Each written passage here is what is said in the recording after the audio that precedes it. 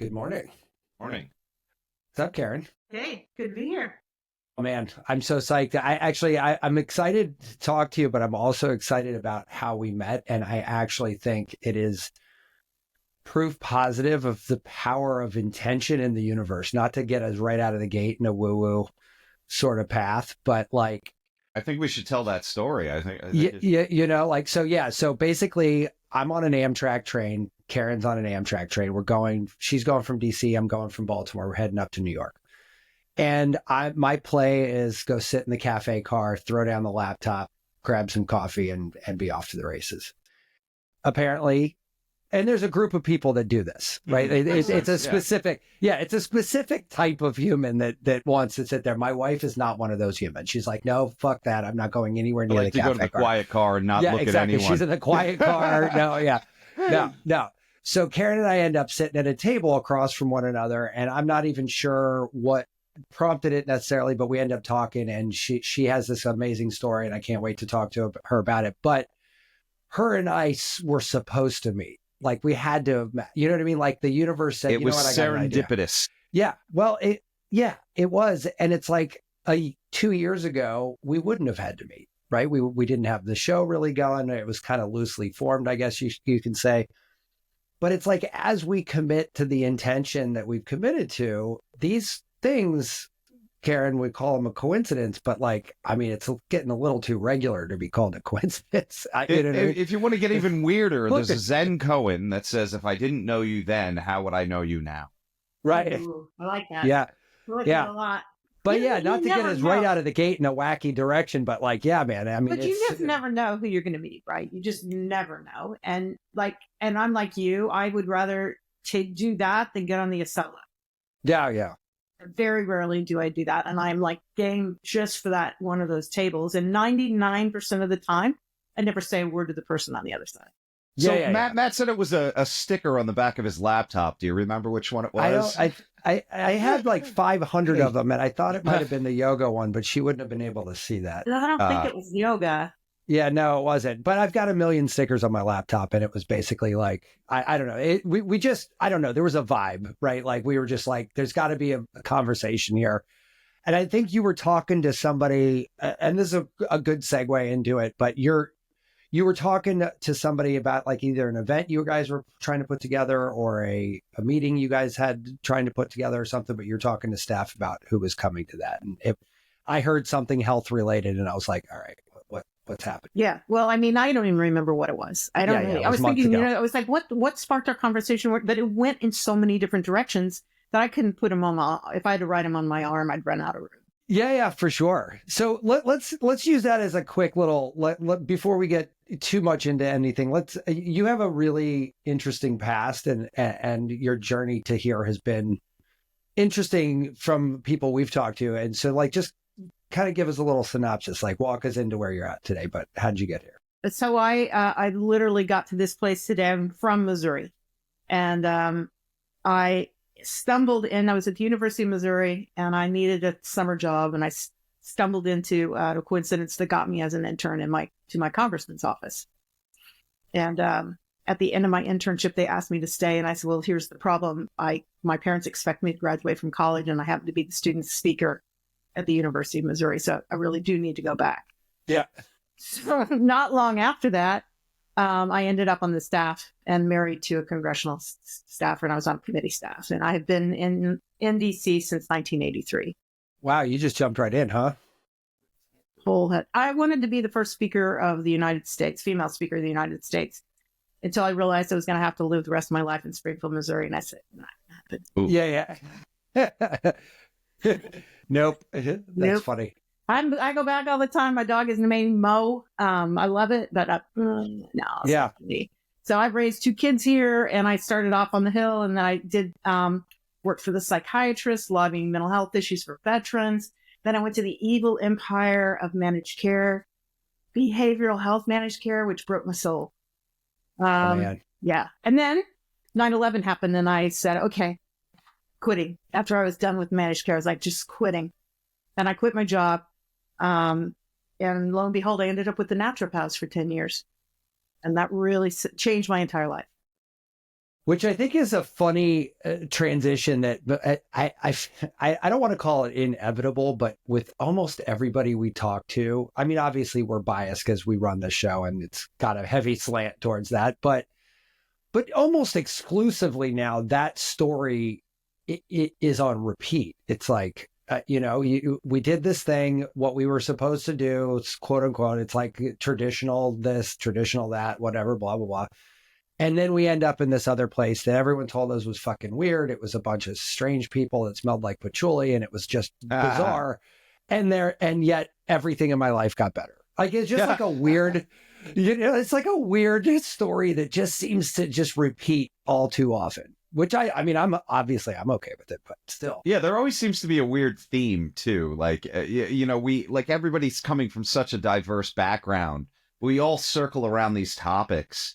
And we'll like, at some point it's going to happen on this, Karen. I almost guarantee it, where one of us will go, oh, that sounds like this other guest.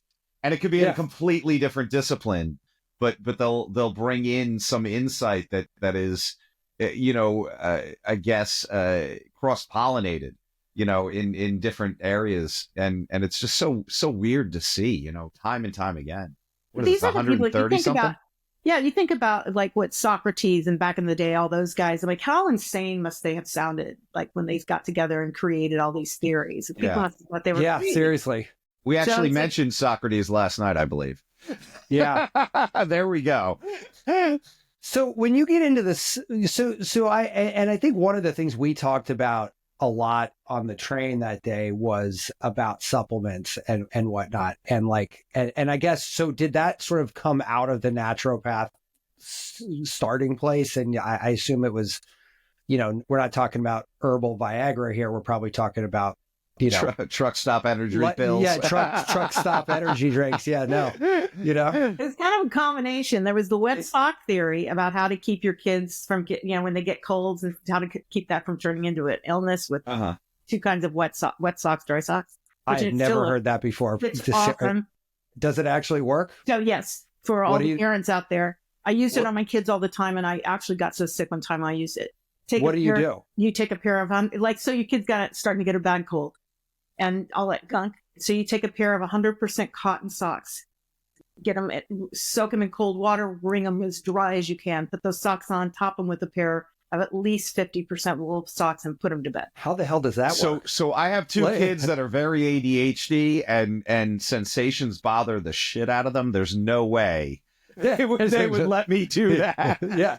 Well, when they're little, you have more control. Yeah. Yeah. No, my kids would probably stab me in the face if I tried to put socks on. They warm up really fast, and then they're out, and it changes the circulation in your body. Oh, interesting. And it moves the stuff out of your head. It's like magic.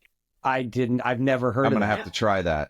Yeah. The magic tea, I have this and that. But that all came from my naturopathic world, which everyone thought they were just woo-woo, when in fact, they were going to medical school, credentialed medical schools. So it's kind of my job to say, how do we take you out to the world?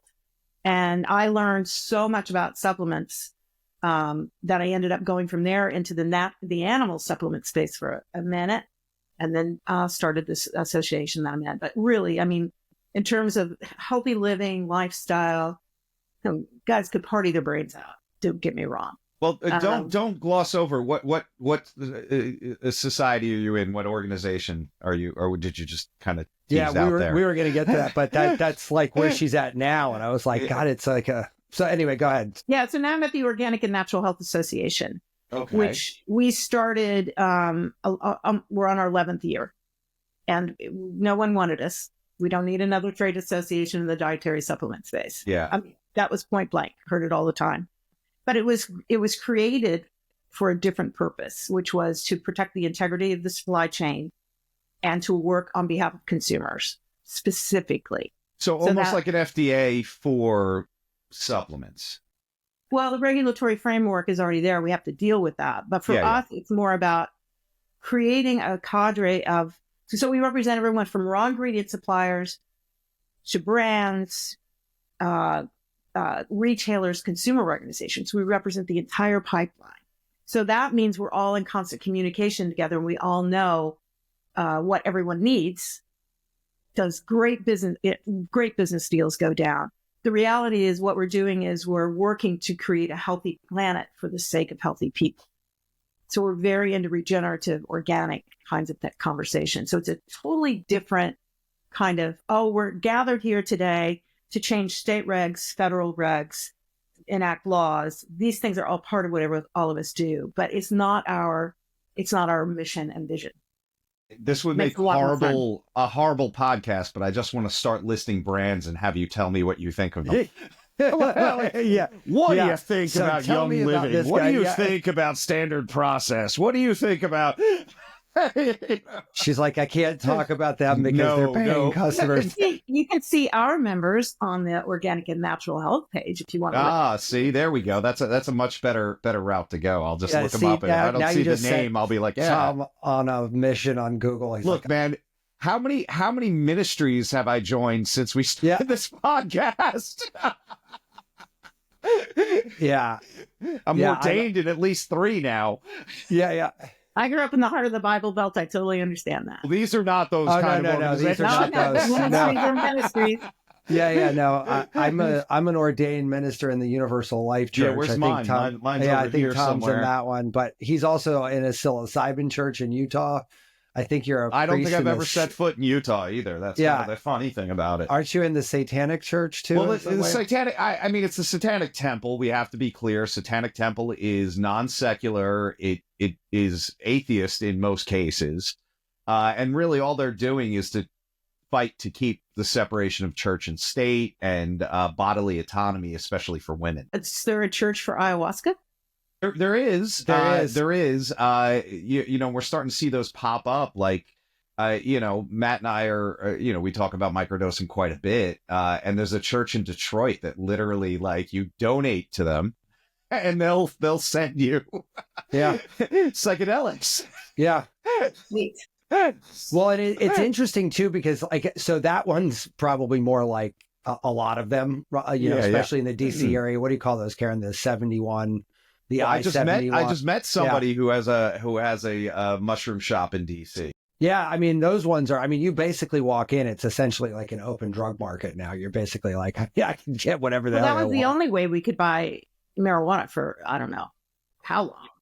No, we still have a battle with that. We have the little shops that sell art, and you get yeah, right. you get your product. Buy with this it. vase. It happens to be filled with an ounce of train Yeah, wreck or something. Right, yeah, right. Exactly. But like if you look at some of the more organized places, like if you want, and I'm now thinking like Oregon where it's legal, like psilocybin and I think LSD is legal. I know psilocybin is, but I get fuzzy on the rest of them. But like if you go to like Utah, I mean, this woman we had on the show had a huge event in Utah, but they bought what was it, Tom? 600 something acres. It was a huge, and they want to do you know, natural burial. So You could know, the bodies you could put your body above the ground, put mushroom spores in it, let the mushrooms essentially spawn on your Decompose you, body, yeah. decompose you. 14 days later, you're basically You're in gone. the ground. You're gone, and there's a patch of psychedelic mushrooms where you used to be. I'm like, this is fucking wild. I Yeah, you know, that's honestly, awesome. Matt's Yeah, it's saying, really Matt's cool. saying it again. I'm like, I really got to update my will. Yeah. Like, that Yeah. sounds amazing, and It's so wild. much cheaper That than one. going in, you know, basically a human landfill. She said basically when they announced that they were doing it, it like sold out like immediately. Like people were just like, fucking sign me up. Like it wasn't even like an option. They just were like, yep, we're doing this. It's awesome.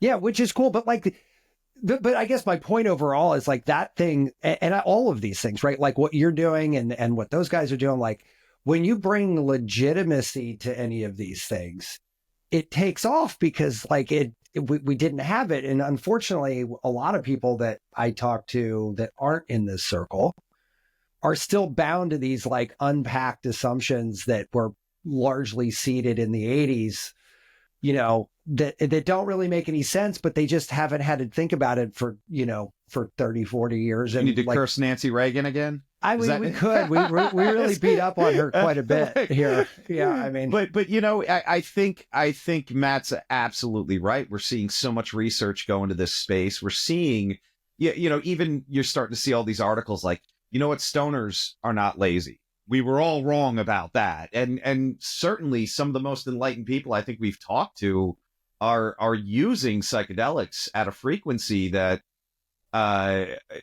clearly they stumbled on something that is, life affirming and making them create and do all these things that we thought for the longest time is just going to turn you into a druggie living on the street, Well, we faced this issue with kratom in the industry. I see that. Yeah. I see that. And unfortunately, like I was out on a boat on the ocean in California, and I was like, oh, sure, I'll take your kratom drink. And I was like, that's a microdose that was too micro, I guess. Yeah. But I mean, it really, it backfired so substantially because of the lack of sophistication of that portion of the industry. Yeah. That it really kind of set everything back. So then I have friends who are physicians in the Pacific Northwest who are microdosing LSD, and everybody's like, oh, we can't go there. And I know you actually can. I mean, it's like when somebody knows what they're doing and they're doing it well and there's science behind it and they're actually, measuring outcomes, it makes it a whole different thing. So I know the lawyers that were working with the kratom people, but it just wasn't a legitimate enough industry at the time to kind of make it work. So I'm interested in seeing, the ayahuasca thing is similar, right? So it's been kept to, now apparently you don't have to go to Ecuador anymore, which is sort of sad. But that's been so under wraps for so long in these churches, that I haven't seen anything start to arise from that lately. So I was just in Vegas 2 weeks ago for the Head Shop trade show. I own a headshop.com. So we sell bongs and bowls and stuff like that. Right. So we go to this show every year in Vegas, and the fucking avalanche this year was two things. One is the THCA, which is, they call it Farm Bill compliant, which is just a fancy way of saying molecularly it isn't cannabis. So it's right. They just extract it from industrial hemp then? Is that kind of... Not even necessarily, actually. I mean, you can just take a different, and I'm not a processor, so don't quote me on this. I'm sure I'm murdering this, but like basically it's an extraction process that is different. And it's THCA instead of THC, and that makes all the difference in the world. But here's the thing. There was a lemonade can, like just a spiked lemonade can, right? So think about, can of soda with 50 milligrams of THCA in it. And because it's liquid, it's like nearly immediately bioavailable. So like you're chugging. Doesn't that need to be decarbed though? Doesn't the THCA need to be converted? That's all done ahead of time. So you're getting active. Right. Yeah. Right. Which is but so my point silly. is like those guys aren't, and actually the other one, Karen, was the 7-hydroxy, which is the pharmaceutical grade of kratom, right? Not the root version, which you might see in like Ayurveda or something like that we talked to a woman. That's Southeast Asia. That's not even India. That's a whole different route too. Oh, okay. Well, not in a therapeutic. I guess my point was not in a therapeutic setting, kratom, because that's like a root, like ground up or something. There's like a whole piece of it. This is like the chemical synthetic version. The synthetic version, yeah. They're doing a lot of that. It's really creepy. And it's so creepy weird because nobody gives a shit about the kratom part of it at all. And in fact, we spoke to a doctor not related to that show. And ultimately, this is what made us not sell it on Head Shop. But they said the way 7-hydroxy works is it reignites those the reward receptors for people who have previously gotten off of opiates. And it creates a new addiction to 7-hydroxy for people who have never been addicted to opiates. And so when you look at kratom in a therapeutic sense, and you don't light up the was nucleus, to get off of opiates, the nucleus callosum. Yeah, right. Yeah, nucleus it's supposed incumbens, sorry. It's supposed to get you away from it. And here you've got it, like because of its chemical efficacy, it's basically like doubling down. You're like, okay, so we're going to sell a fucking mountain of this. And they're printing money. They're just making people addicts though. Well, and that's the thing that sucked. There's one company had like a $300,000 booth if it was $1, right? Huge, massive thing. We went up to them and we were talking and he goes, we don't even have a merchant account yet. I'm like, what? Like, so they're they've just got direct this sales. massive fucking booth that looks like they've been around for 30 years. Like it's like huge. You're talking about, 60 feet wide booth, right? It's fucking massive. It takes up like a wall slot, right? And they don't even have a merchant account. They couldn't take my credit card if I wanted to give it to them. Man, you got to like, bring okay. me with you next year, man. I mean, we could do that. Yeah, it's a fucking wild show, man. I mean, I'm kind of jealous. I just want to see stuff, To your point, Karen, like these people are not operating in a, like what I would call it's legally valid, but it's certainly not ethical, all legally valid. And it certainly doesn't even touch on the legally ethical valid side. because the states haven't been able to keep up with what the heck's going on. I mean, they're so. Right. So it's accidentally valid is what I guess where I'm going. It's not really valid. It's legally it is valid, but it's grayish. Yeah. And I mean, I'm a whole plant person. I'm not, I don't believe in extracting CBD and doing all this, but that's my naturopathic background, Yeah. So you start playing with the chemical, and then you chemical, and you do this, and you do that, and pretty soon you've got synthetic, and I'm really always supposed to synthetic. So it's like, but it is a vicious cycle when you take something that that people have treated with hundreds and hundreds of years of success in the jungle. Yeah. And then completely bastardize it and ruin it for everybody. Yeah, Karen, how about this? Because this is kind of an ethical dilemma here, right? So if we look at 5-MeO DMT, right? We get that from the Sonoran frog. People are pushing for the synthetic, lab version of that to not upset the frogs, not destroy the habitat, not kill the animal that's producing it. That's a little bit different in my head than saying the argument of like, hey, look, this is great. We just made it 10,000 times stronger. Right. Yeah. Right.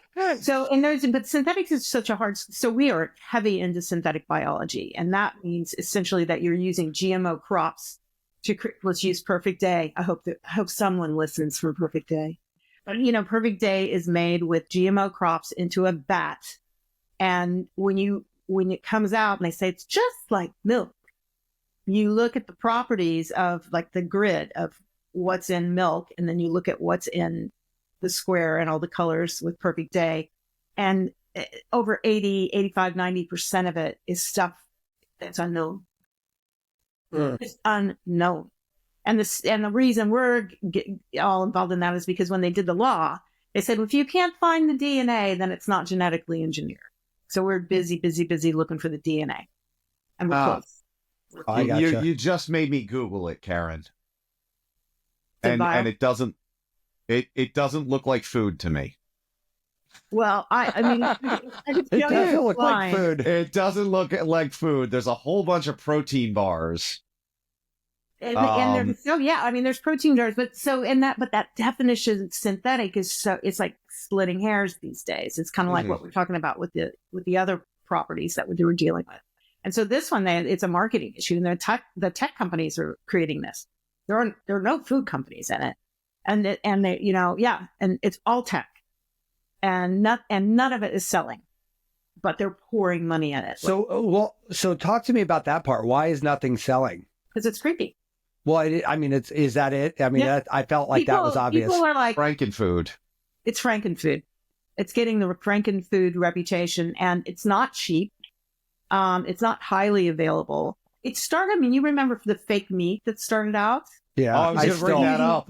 That looks weird to me, man. I still freak out a little bit. They're like, "Oh, we got it to heme," and I was like, "Plants shouldn't bleed like that. Like, that's what are we a little doing?" weird. Hey, it's got juices when you cook the burger, and you're like, sure.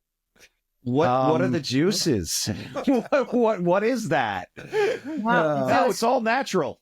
All natural. So chefs like Andres, he's like all in on all this stuff, and I'm like, yeah, I've quit going to his restaurants, even though he's the most amazing humanitarian on the planet. So there are some pockets where people have been bought in, and Europe has really strict rules against it. So we're like David and Goliath on this one. First of all, we have no money to speak of. They have oodles of money, and it's just slowly infiltrating it. And so there's something called astaxanthin. It's algae, pretty easy to grow algae. It's got great health properties. Now we have one that's synthetic and derived from GMO crops. Well, why? Why do we need to do that? So what's their motivation when they do that? Is it a cost savings thing? Like they don't have to actually grow animals? Or now? are they can just- taking that like a moral position, like, oh, we're not taking this out of the environment, or we're not killing That's animals, their marketing. or They're yeah, well, marketing. I mean, but that's No, it's just I think it's because they can. So one of my board members went to one of the tech things in Sacramento, and he like bought the tech wear and like had a microphone, was interviewing people, and they were boldly bragging about, we don't really know what we're doing, but we've got this great technology and it's going to change the world. I mean, like literal quotes. So when our last presentation, in my industry, like we're bold, and it's really hard to say no to me. And so they were like, well, we want to know exactly who said this. And I'm like, you do? Because we can tell you. So our slides have like the quote, the person's face. They're like, well, you're doxing people. I love that. In the room. They're in the room. Row J, Yes. seat 5. That guy right there, him, he did it. Oh man, that's funny. That is awesome.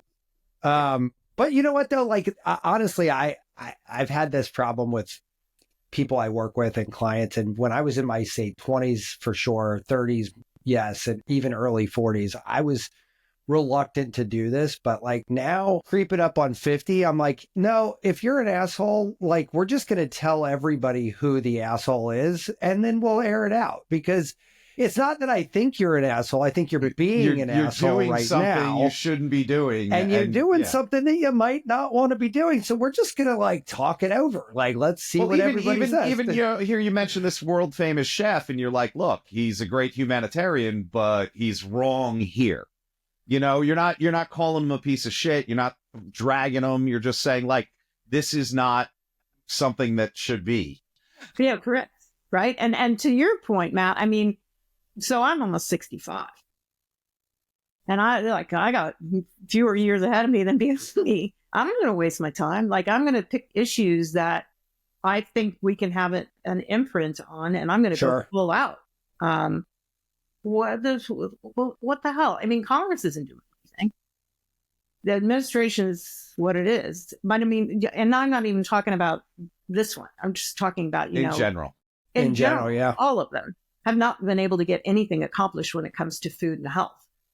Well, I mean, again, I agree. I'm not trying to make this a political thing, but I mean, even if you look at the current administration, one of the things we've talked about a couple of times is, voices like RFK are curious because they say things that we've been saying for a really long time.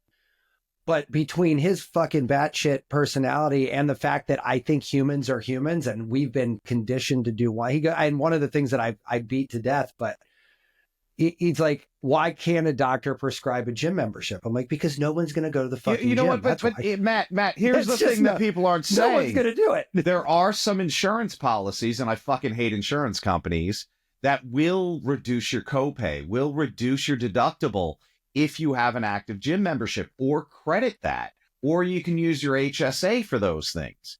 So it's not a direct thing, right? And I 100% agree with you where, you get on the scale at the office, at the doctor's office, you could be a bodybuilder and they're like, oh, your BMI is too high. Or, like you're clearly overweight, you should exercise. And that's the end of the conversation. Naturopaths, acupuncturists, people that are spending more time with their patients have those conversations. But let me tell you, getting somebody, like I joke about this all the time, getting somebody to exercise or change their diet, I'd have an easier time getting them to convert their religion. Like, what do you mean? Like, I've had this conversation. I'm not throwing my dad under the bus, right? We're Italian, but we're Italian American. So we eat Italian American diets, right? Well, guess what? My dad got type 2 diabetes. Hey, Dad, maybe a pound of pasta at dinner is not. Well, what am I going to eat? I'm Italian, right? That's his identity that I'm attacking. And it's like, I watch some cooking shows. And like, if you look at like the areas we're from, there's like a lot of fish. There's a lot of other, like, we never ate that growing up. It was like pizza and pasta, and it's delicious, but like that was our culture, if you will. Well, and I mean, you the know? Midwest has got its, its steaks or, fried food, And it's yeah, kind of one or the fried other. cheese curds are delicious. Yeah, I mean, so So good. So good. Especially when they do them in seed oil. Yeah. but here's where you start, right? To the kids at school lunch. This is one. Kids at school lunch, all of the crops that go into those school lunches have glyphosate residue. And let me tell you something. One, health disruptors all over the place, right? There's a new campaign in DC, a TV ad campaign that's promoting glyphosate. No way. I'm like, are you fucking On what kidding me? fucking grounds could you justify that? I mean, literally, there was a huge lawsuit of a dude that was using Roundup on school grounds and got cancer. Yeah. Yeah. It's good for the crops. It's good for the farmers. And I mean, this has been out there. They've been promoting this for a long time, but now they have license, they think. And so they are literally surrounding the airwaves. And it's a multi-part thing. It's like glyphosate, then it's something else. And and unfortunately, I watch way too much news. So I see this stuff come up and I'm like, this is all brand new. So Right. you're trying whatever little glimmer of light we may have when it comes to the fact that somebody's actually speaking our language. They're trying desperately to build the walls back around And that. that's what I've been laughing about with RFK, right? He's like, oh, we gotta get Roundup out of the ground. And it's like, there's too much money. And this one thing you're saying, right, no, you're still on drugs, man. If you Yeah. think that's going to happen. Well, harder than that is he's not working at the Department of Ag, No, he's not. Right. which is where that is and the food pyramid is. And by the way, that was one of the few really sensible posts that has been signed. She is in the pocket of Big Ag. But So- they always are. They always are. They always are, except for what happened at HHS, which is very different. And it's like, and has everybody quite nervous. But to that point, I ran into a neighbor of mine today. She's actually got hair and makeup going and everything instead of walking her dog like I was. And I'm like, hey, where are you off to? And she said, well, they canceled it. FDA and NIH canceled the rare disease summit, symposium, conference. Canceled the rare disease day. So I'm headed to a pop-up version of it. Wow. I'm like, did not see that coming. We now don't care about children, and people who have rare diseases, and we're doing research on those rare diseases, but they canceled it. They even had it all the way through COVID. They just did it online. Wow. You know, it's funny. Somebody actually explained to me the concept of zero-based business, ZBB, I guess, in business. I'm not a business guy, so and I'm certainly not a CFO, so I would have no idea about this at all. But apparently, that's what's happening in DC right now. They're just basically like, all right, we're going to cut everything down to the core, and then we'll rebuild the parts that are important. And so, I am still holding out hope because this guy, he was actually not in favor of Musk or Trump per se, but he was at least explaining. He's like, look, ZBB sucks ass. It's awful, but it happens when companies are in like financial destitution. And if you take the position that we are in financial destitution, and there's a lot of arguments to support that actually, but like he explained it in a way that was like apolitical and like a little bit more like, okay, for better or for worse, this is what's happening. So like, if I take that at face value, I'm like, well, maybe at the other side of this, some rationality can come back. But I agree with you on the short term. I mean, it's crazy. This Ebola outbreak in Uganda, I think it is, like that whole thing got scrapped. Like the day it was outbreak happened was the day the funding was cut. I'm like, and all of they fucked up something and you couldn't get a waiver or something. So basically all these people had to go home and it was just a bad experience. And I'm like, so yeah, that's probably not the right thing to do. Like maybe that's not the best idea, you know? I mean, cause like, look, one of those people gets on a fucking airplane and brings Ebola to Dulles. Yeah, that's a different story, right? I mean, well, look, man, we what was it 2 days ago? Somebody died of the measles. Oh my God, which what was is that? functionally non-existent in the U.S. in 2020. Yeah, I'm like, what is happening? But But Karen, like that's actually a great segue to a question, right? God, now I'm going to be pissed off the rest of the day. In your industry, I got to do another podcast after this. I'm just going to say upset is optional. Yeah, upset is optional. Look, man, I'm buying fertilizer in bulk. Yeah.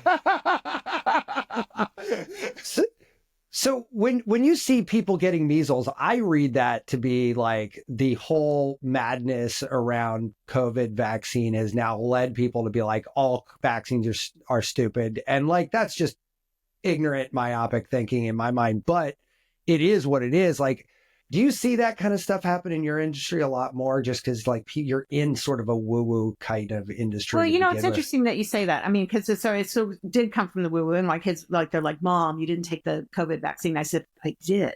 I took the J&J. Mm-hmm. Because it met the criteria and it didn't have RNA.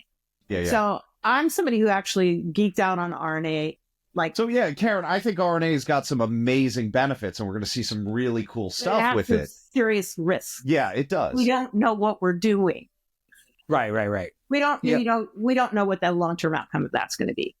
So I just found a way to work the system. But I looked at my kids, I'm like, you're all vaccinated. Like I'm not, of course I'm going to give you measles, mumps, and rubella. Yeah. Like some of the newer ones, I have some issues with the data and how quickly they were put out. And, do we really need that one and that kind of thing? Some of them were rushed to market, but the basic, that what schools require, I don't know why people get upset, except that the distrust over COVID ran so deep. And the fact that, you couldn't I feel like that was a colossal mishandling off the get-go. And you had people that were angry, and I don't want to call anybody ignorant, but like clearly it wasn't the best and the brightest handling that situation. And by the time there was any type of trying to recover ground, I guess, it was already too late. We already had 1 million dead, Americans. It's a shame too, because I had somebody that came into my office yesterday. She's an RN, and she was going to a gym who the woman posted this anti-vax rant, the owner of the gym. And she's like, I called the gym and told them, like, cancel my membership right now. This woman is anti-science. She's going to lead to people getting hurt. And certainly she's kind of has her angle too, but right. That's also marketing. But the woman she was calling out was really just like so off base, out of bounds, and but that was her market. These are the people she's trying to get into her little tribe. Well, and fluoride in water is another one. So it was interesting. I don't have an opinion about fluoride one way or another. Really, don't know anything Thank about God. it. Neither do I. But I did know, and I did notice that not too long after, as he was going in and, all the hoopla started about RFK Jr., I don't know if it was NIH, I don't remember who put it out, but there was a whole compendium of literature on the problems with fluoride in water. And I was like, okay. So there is research that demonstrates that there's a problem with fluoride. Isn't there a lot of research in other countries as well? Like France and England. Yeah, it's not my jam. I got enough going on, lots of problems, so it's science. It's never 100%. And I think people have become so strident about this is right and this is wrong. And God, I hope the hell they don't operate that way in their families, but they probably do. And so there's no room for conversation. So you just have all these topics that are off limits. Right. But I think that that's like a normal thing when people don't want to think about it. I mean, I'm trying to write this book on metacognition. And one of the things that comes up in that research is that, like, to Tom's point about getting people to change diet or exercise habits, getting them to change how they think about their thinking is probably the only thing harder than getting them to go to the gym. Right. Like, I mean, it's because but that's it. Honestly, if you get them to change how they think, they're going to change how they eat, how they move, how they interact with others. And that's uncomfortable for people. And that's, you can call that tribalism or like cultism or whatever. But like they build so much around their thought, and God forbid they're wrong. Like one of my favorite Reddit posts was somebody said, I think that if people are given new information that's truthful, they'll change their opinion. And somebody under it posted, here's 3 studies saying that doesn't happen. And the guy immediately, the original poster, said, well, that's just what I believe. And it's like, you cannot demonstrate that point any better. I am showing you actual evidence. You didn't even click on the links, read the studies, refute a point. You said, no, that's just what I believe. And you doubled down. Right. That's crazy. But see, that's like metacognition failure at its apex, right? Absolutely. Like that's like, oh my God, you have literally wrote the book for me, right? This guy's, yeah, I mean, that's I'm going to find that post for you, Matt. Yeah, I mean, like, seriously, put that in the forward. Yeah. We normally have people write a forward, but this guy did such a great job. This guy didn't even know he's contributed. We're just going to let him do it. Oh my God. But so in your business though, Karen, like, I mean, look, a lot of people, I think, look, in my own life, I have found way more therapeutic benefit towards a lot of these natural and organic products than in the chemical versions.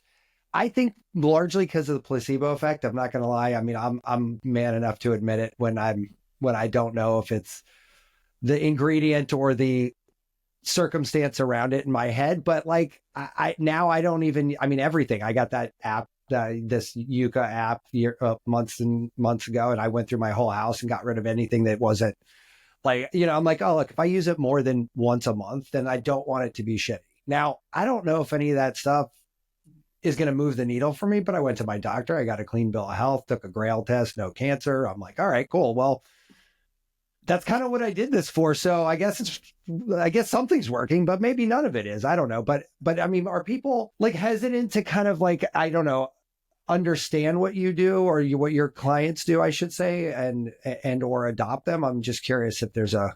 I mean, so when you work with the naturopaths for 10 years and you actually see, for the most part, people walking the talk. Now, in my industry, is everybody thin, healthy, and beautiful? No, but we don't reflect the public as a whole either. And so for people who are disciplined around food and supplementation, like I haven't eaten fast food in 20 plus years.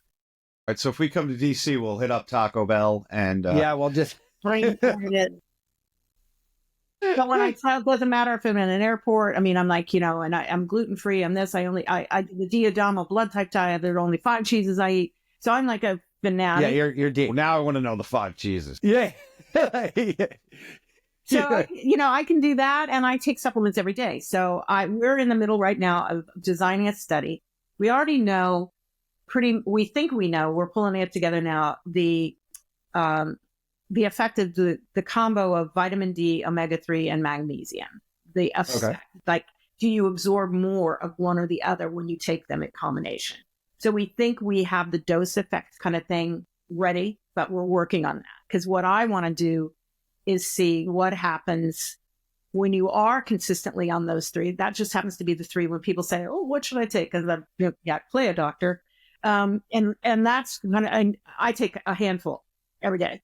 And so I'm interested in seeing what happens to mental health, physical health, energy, when you are consistent. We're going to do a survey and monitor it. It will be fascinating to see what happens. We know things like those are 3 big guns there that hit so many different systems. Yeah, I love that. I mean, I got my little cocktail here. This is each one of those is my day. And I just put mine in a bowl in the morning and then just chug it. Like I'm so bad. But so funny thing about all that, I went in and had some blood work done, which I don't do very often. I mean, I'm never sick, but I went in and I got my vitamin D level. Do you know what your vitamin D level is supposed to be?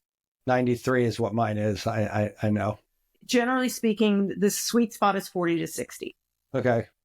Mine was 113.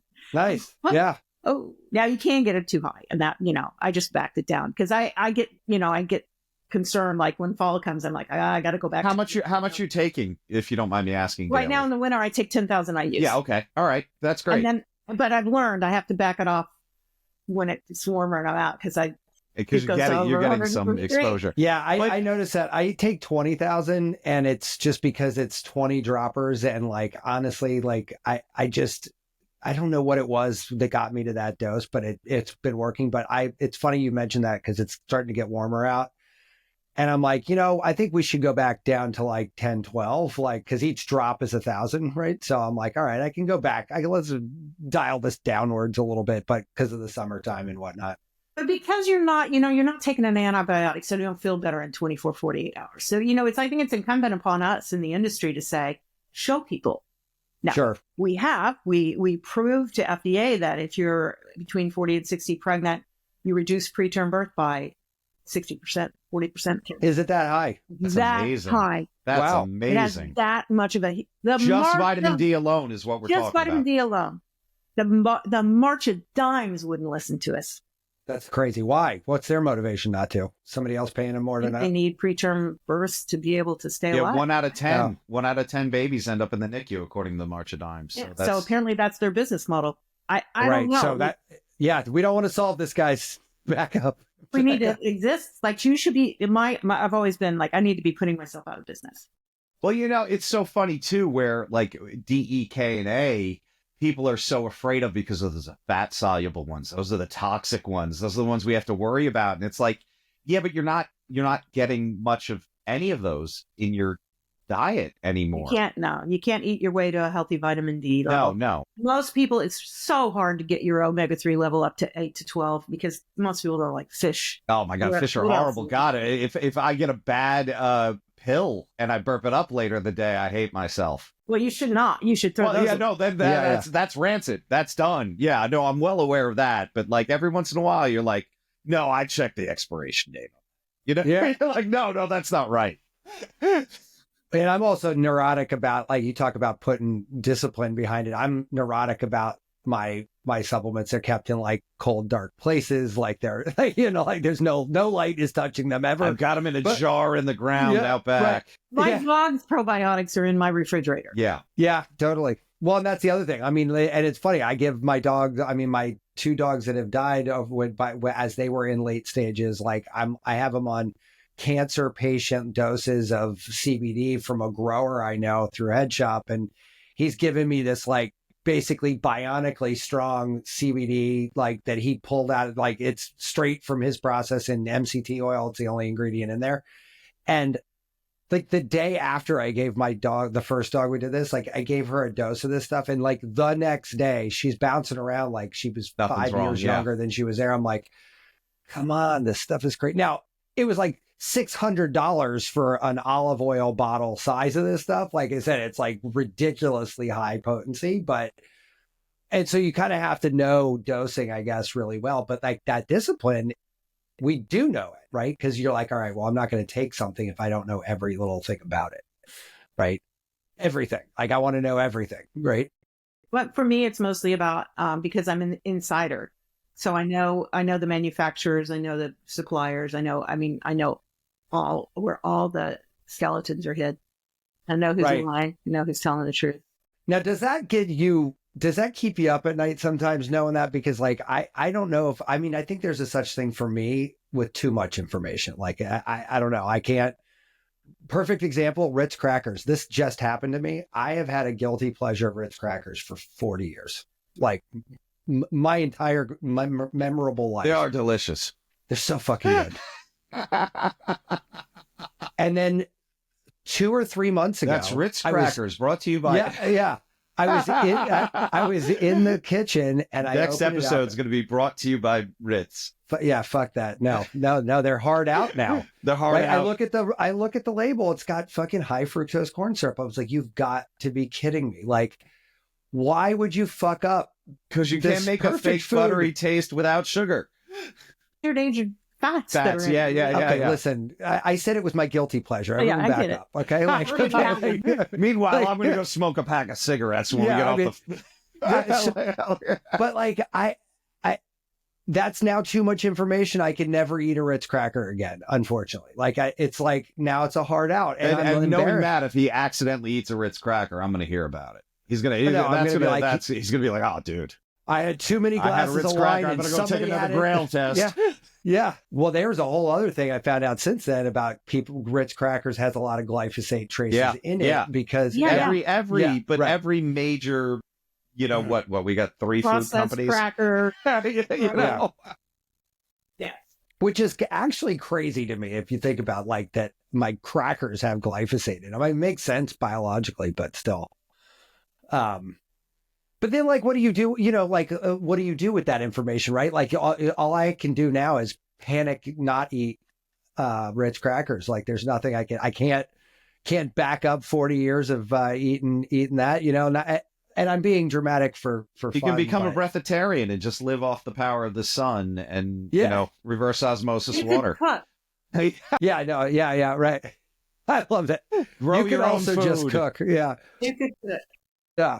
Which we do. And even our kids are kind of like, I think, have gotten over the fact that we're not going to feed them macaroni and cheese out of a box for the rest of their life. I think that was a hard assumption or a hard thing for them to get over because they were like, but boxed mac and cheese is so good. I mean, so think about it. Like, here I am, I'm a kid, I'm in the Midwest, and like, it's like we're getting our beef from local farms and everything. And then all of a sudden, Tang hits the marketplace. Right. And then from Tang, it was frozen pizzas. We always had the canned vegetable thing, which was always disgusting. Yeah. And then it became, we're going to leave and go out to dinner. Here's your frozen pizza. I'm going to put hot dogs on it. And I'm like, what happened to the food? Like, what happened to the food? And then I will tell you, though, canned LaSour peas are fucking amazing. Tuna helper, burger helper, the chow mein crap. I was like, I don't know what happened here, but all of a sudden, this doesn't feel right. That sounds. I remember all of those things. It's always so, and I think it's funny where you see some like health writers, influencers, whatever you want to call them, where they're like shaming people for those choices, and in a lot of cases, these people have no other options. Food deserts and things like that. It's such a shame to say like, oh, we have these preventable diseases, but given somebody's socioeconomical status or, their education level, which is another thing. Let's keep you dumb so you'll keep eating this shit. They don't have that choice. And they're set down this path of like, look, you're going to have all of these preventable diseases. Why? Oh, my dad had them, so it's genetics. It's like, no, your dad ate this shit too. Right. I went to Sam's Club last year and the guy driving the forklift did not know what an asparagus was. I heard that on the podcast. Yeah. Like, you got to be fucking kidding me. Like, how do you not know? It's one thing to not know where it's at in the store, but like, he had no idea what it was. You guys ever see My Blue Haven? Period. My Blue Haven? Yeah. It's a vegetable. It's a vegetable. Yeah. You got arugula? Yeah. You shouldn't be in here. You could melt all this stuff. Yeah. Such a funny line. I have friends that work in that side of the industry and that like they're involved in it through their church. And they, obviously we have a lot of haves and have-nots in Washington, D.C. Mm-hmm. Yeah. Sure. So it's interesting to know that there's a lot of work going on with restaurants, churches to be able to get not only just food into those areas, but to help people grow their own. And it's changed a lot of what happens. There's still the corner store and, the stupid food stamps thing, the SNAP benefits is just a disaster that you can't buy a supplement with that. Yeah. And you can't buy vitamin D with that, but you can buy ho-hos. So it's like those are the institutional problems that we try and fight. But in the meantime, I do see really good work to and educate kids. And, it's heartwarming. It's not enough. It's never enough. Because there are food deserts. There aren't any, enough good grocery stores. Whole Foods isn't going to build one over at Morday. And that's been really hard. And it's really, and then the kids and they rely on breakfast and lunch at the schools. And then we start that whole problem all over again. Which is normally like a cinnamon bun and like a frozen pizza. Yeah. Basically in different shapes and sizes. No, essentially that is. I can remember when my now ex-husband was teaching 8th graders. I'm actually an education major, but I never taught. And so I went in and I did a lesson with his 8th graders about bread from around the world. And they were just stunned. Like they had never tried these breads. They'd never seen these breads. They were also badly behaved. But it was really interesting just to take that into a classroom and show kids like, it's a shame. My wife was a teacher too, right? And they did a cooking thing with I think it was third or fourth graders, and she made an egg. She just made an egg, and the next day, one of her students comes up and goes, "What was that yellow thing I ate yesterday? It was really good." Like you know, and you don't know what an egg is? Oh, we don't have, we've never had those. You're like 9.